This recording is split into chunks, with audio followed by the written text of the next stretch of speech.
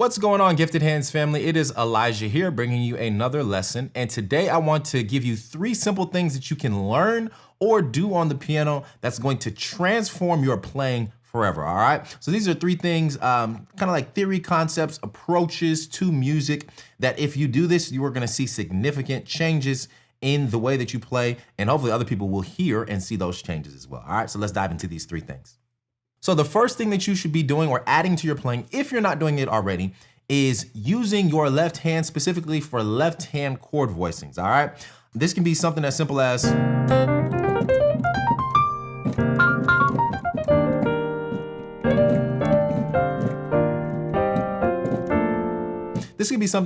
just playing the chord changes of a song with your left hand so that your right hand will be freed up to improvise, right?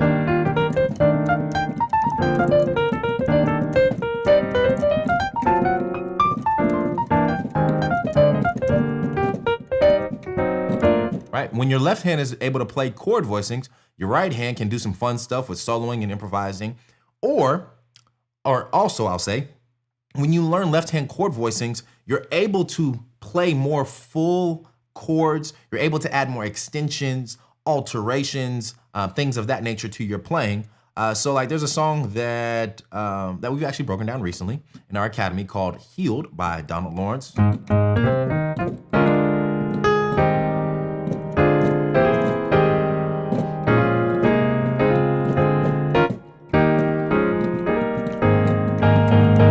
Right, with that song, and a lot of gospel songs, when you get to a certain level in gospel, there's so many chords or there's so many changes that happen in a short amount of time. It's really hard to be playing the root note of each chord and jumping from place to place and place to place. So it gets easier to start playing left hand centered chord voicings, or like a combination where your left hand and your right hand are doing equal lifting when it comes to playing chords and going from place to place, okay?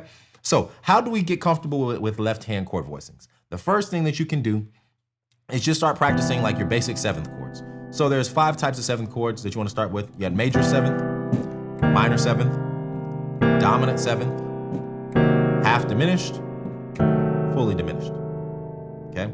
Major, minor, dominant, half diminished, fully diminished. So you can take that, kind of like that, going major, minor, dominant, half diminished, fully diminished, and do that on each root note. And that'll give you all 5 7th chords that you want to get comfortable with your left hand. Or you can just take one. We can take like a major 7th chord. We can move it up chromatically. Right? Or we can move it in fifths.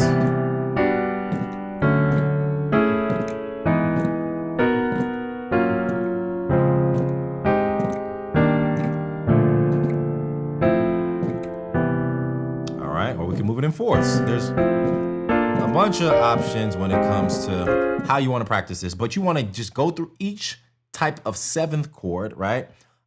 Major, minor, dominant, half diminished, fully diminished. Go through those 5 types of 7th chords and get comfortable with playing them based off of each root note. However you want to do that is up to you. But that's the first way you can get comfortable with left hand chord voicings.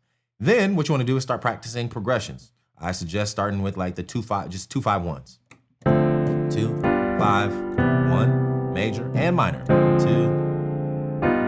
5, 1, or 1. Okay. When we're starting off with the progression like that, start off just block chords. 2, 5, 1, root position. Or 2, 5. Just basic root position for each chord. And then after you do that, you can start doing inversions. So with our major 2-5-1, here's an inverted D minor chord, or there it is, inverted D minor.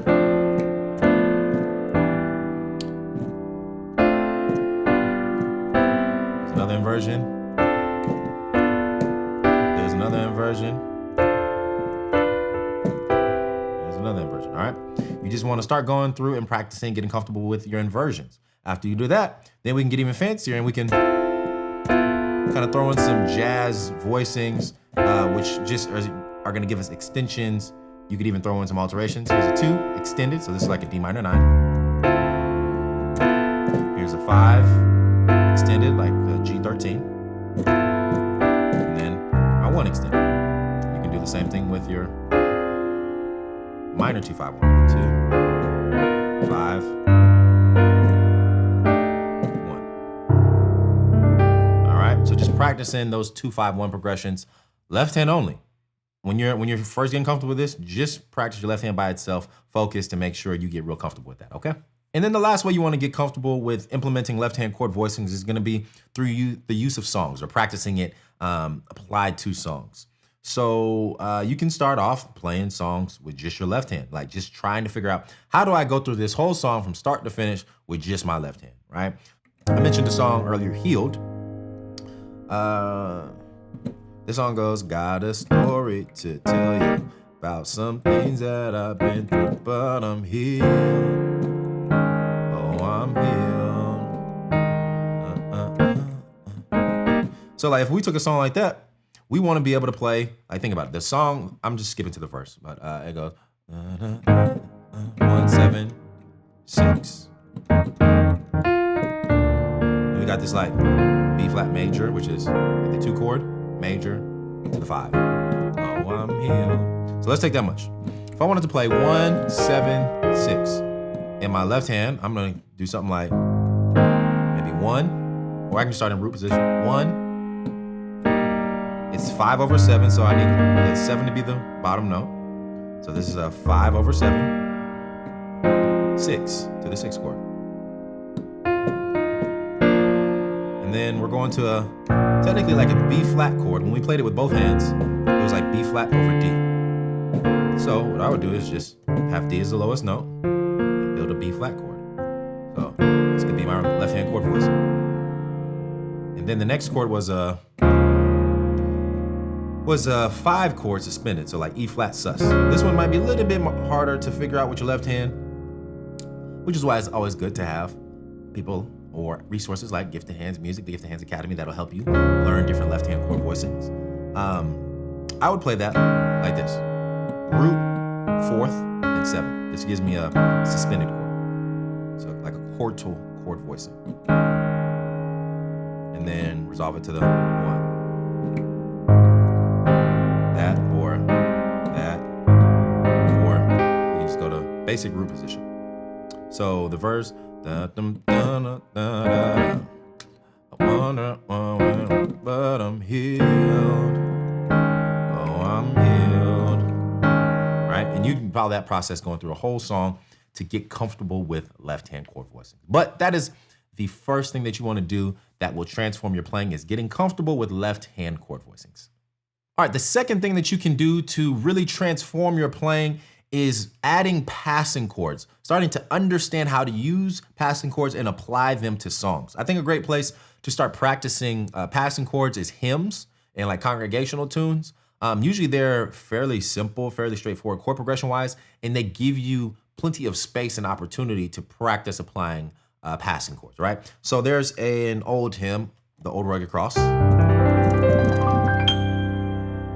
And it's just, on the old rugged cross,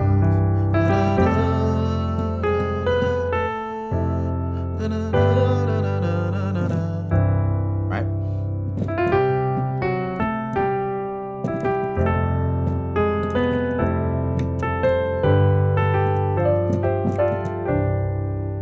That would be a really simple way to play this. So we have like just the 1 chord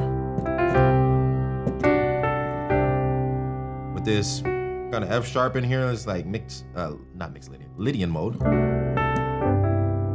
To the 4. And then the melody line moves. 5. So there's a lot of space and opportunity to add some passing chords. So what we could do is like, on the old rugged cross, or sorry, on the old rugged cross, pass to the 4,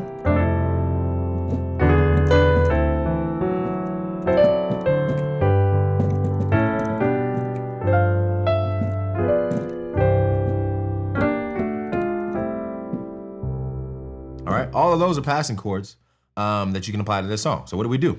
On the own, we did like a dominant.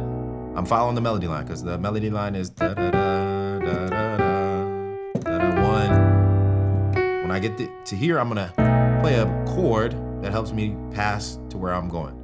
So 7, but I'm making it dominant. And then I'm gonna hit 5, which is a passing chord, to take me back to the 1. And then where are we going next? We're going to the 4. So to get to the 4, I'm on the 1, I can make this, I can go from major to dominant. And that passes me to the 4. So that gives us.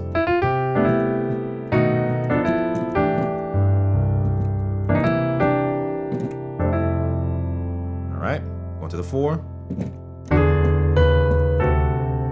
Then 4, 3, following the melody line again. Playing a 3 dominant chord to pass us to the 2. Right, and this 2 chord, this is actually a passing chord to take us to the 5. All right, to the 5. So, and then when we get to the 5,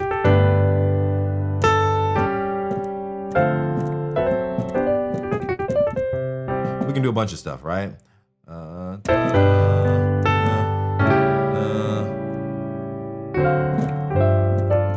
can do that, or we could do.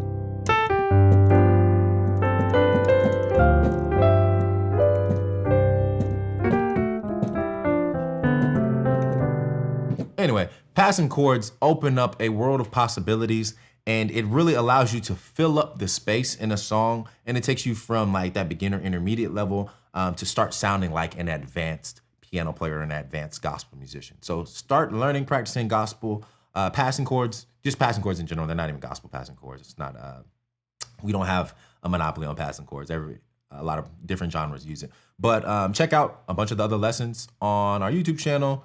Check out masterclasses that we've dropped and we've released, and you will definitely see and figure out how to play and apply passing chords. All right, so the last thing that we can do to transform our playing and to really advance as musicians is going to be to start understanding scale chord relationships. So when you hear folks playing these crazy lines and licks and improvisational things and solos, it's because they understand, whether it's consciously or subconsciously, they understand how chords and scales work together, or how they align, right? So let's take the song example, Healed by Donald Lawrence, and we're gonna use that to try to figure out some scale chord relationship things, all right? So the song starts off like this.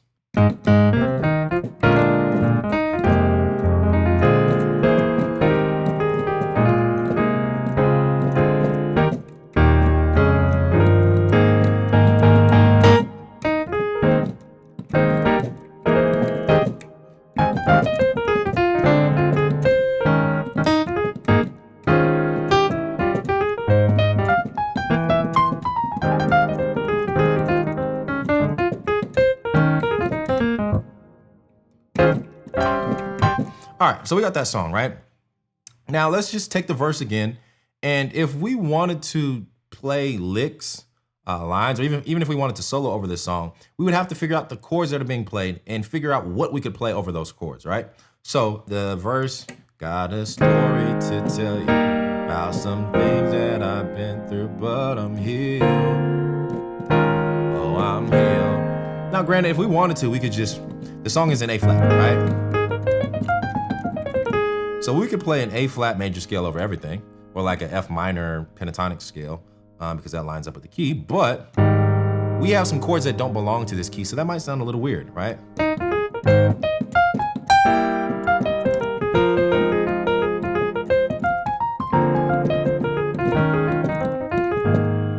Now that doesn't sound bad, but we can partner our scales, or what we're playing in our right hand, with the chords that are going on in our left to really make it sound good. So we got something like.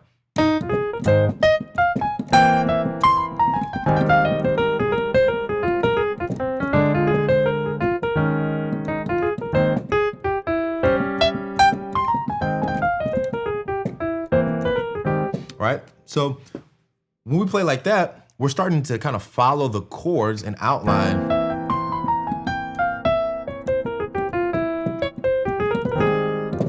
what's going on in the music. All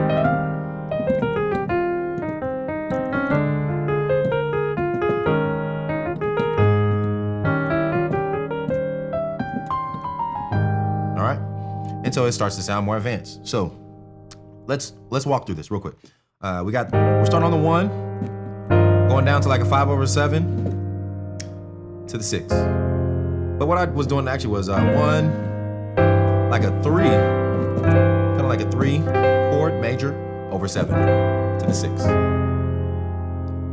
And then going to like a 2 chord, 2 dominant, 5 to the 1. So when we're on the 1, just our major scale, A flat major scale works over that, right? But then when we get to this chord, if I'm playing this, a major scale, like A flat major, you could get by, but it doesn't necessarily match up perfectly. So what do we need to do? Figure out what scale can we play over this C dominant chord. We can play a C mixolydian chord, or C mixolydian scale, my bad.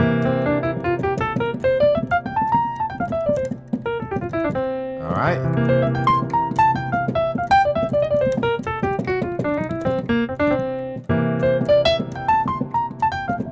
All right, so that C mixolydian scale is gonna match with the chord tones that are going on in the C majors, in this C dominant chord. My bad. So we got that. So we could do all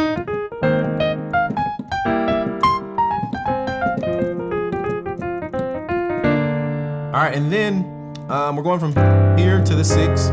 So when we go to the 6th chord, we can go back to like an A flat major scale, right? And then our next chord is gonna be like a B flat major or B flat dominant, however you wanna think about it, but like a 2 chord, 2 dominant. And once again, this chord does not belong to A flat major. So it would sound a little bit strange if I'm playing a A flat major scale over this B flat dominant chord. It's gonna sound weird. What would work better?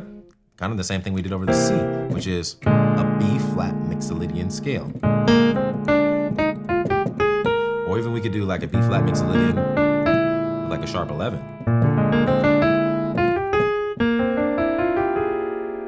Or we could call it a Lydian dominant, like B flat Lydian dominant scale. That's what the chord readout says.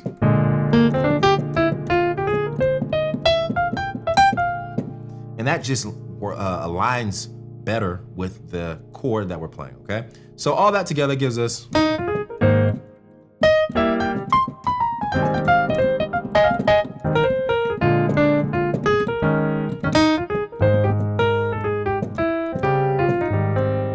all right, and then even like this at the end of the progression, we're playing like a 5 chord.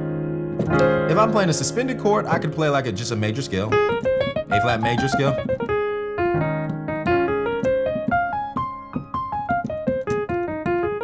Right?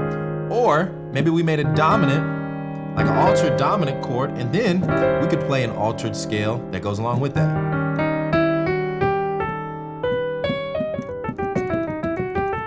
Right? So this is our E flat altered scale. So we could play this over like a E flat dominant chord. Or